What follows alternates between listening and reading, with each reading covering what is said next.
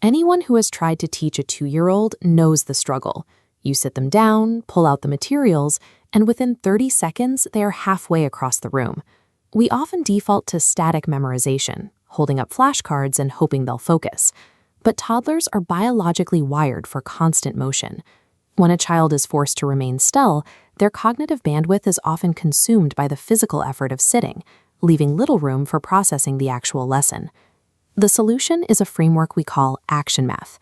It is a strictly bounded 15-minute routine. Methodical, to start, you need an open area on the floor that is completely clear of tripping hazards. You also need a medium-sized box, 10 safe identical objects like blocks or plastic fruit, and optionally, a number tracing worksheet. By aligning our teaching methods with a child's natural need to move, we can build foundational numeracy without the meltdowns. Step 1 is gross motor counting.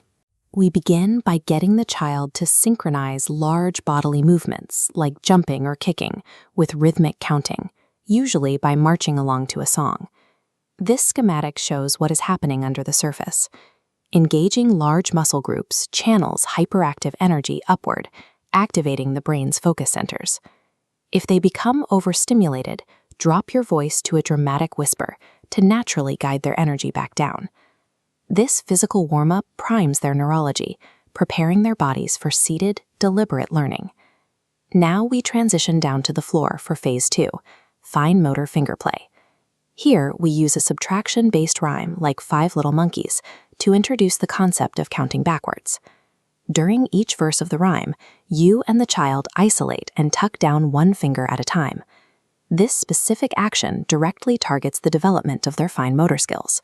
And as they watch those fingers move, they are simultaneously practicing their hand-eye coordination. Physically removing a finger provides a concrete, visible representation of subtraction, but there is a technical hurdle to watch out for: the mirror effect. Because toddlers copy exactly what they see face-to-face, they process left and right in reverse. To prevent confusion if your song mentions directions, you need to point with your own left hand when you say the word right. This fine motor isolation forces the child to stop thoughtlessly bouncing and start actively, deliberately counting. Next is phase 3, the put in the box game. You scatter the 10 identical objects across the floor and ask the child to find a specific number and drop them into the basket. This flowchart maps the cognitive bridge the child is crossing. They have to connect a spoken number to the physical action and sound of dropping that exact quantity. Finally, we reach phase 4, the cool down. We transition the child to a quiet, seated activity, like a number tracing worksheet or reading a counting book together. Being able to physically count out objects proves they understand that numbers represent actual quantities, not just lyrics in a song. In just 15 minutes, we've warmed up their body, focused their mind, connected spoken numbers to physical objects, and cooled them down. You've just completed a full math lesson, and you did it without triggering any behavioral resistance.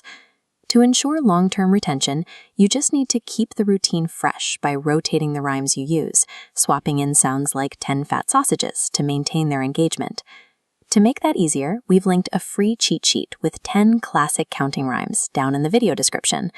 By treating a child's energy as an asset rather than an obstacle, we transform the struggle for attention into a building block of early mathematics.